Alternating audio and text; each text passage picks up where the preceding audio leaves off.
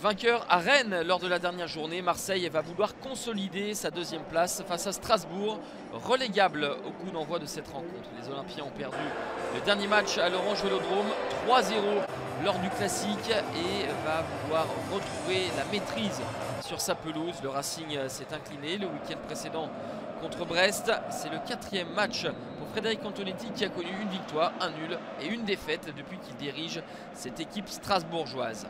Les Alsaciens sont bien en place en ce début de rencontre et se procurent les principales opportunités.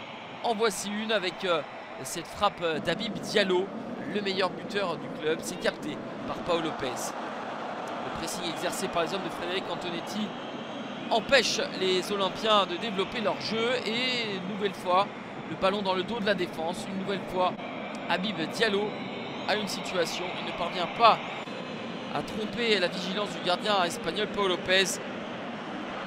Les Marseillais pris à la gorge littéralement. Une troisième situation importante avec l'ancien Messin Thomas Delaine qui parvient à déclencher une frappe. C'est légèrement trop croisé. Et nouveau ballon en profondeur. C'est mal géré cette fois-ci par Leonardo Balerdi, qui est exclu par M. Pignard à la 29e minute.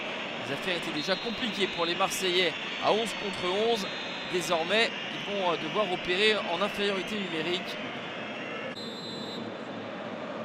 Et paradoxalement, les hommes de Frédéric Antonetti vont avoir moins de maîtrise dans cette deuxième mi-temps. Et c'est l'OM qui va ouvrir le score à la 49e.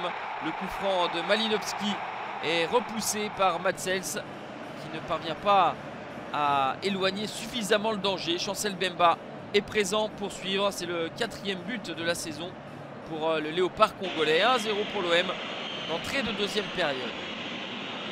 Strasbourg repart à l'offensive avec cette frappe puissante dans le petit filet signé Sanil Persic.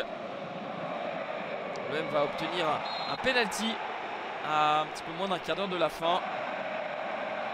Monsieur Pignard voit une faute de Gilbert sur Alexis Sanchez. C'est le 11e penalty concédé par Strasbourg. Alexis Sanchez le transforme pour le 2-0 et son 10e but de la saison. C'est le double de son total de l'exercice précédent avec l'Inter Milan. Marseille pensait filer vers une victoire tranquille.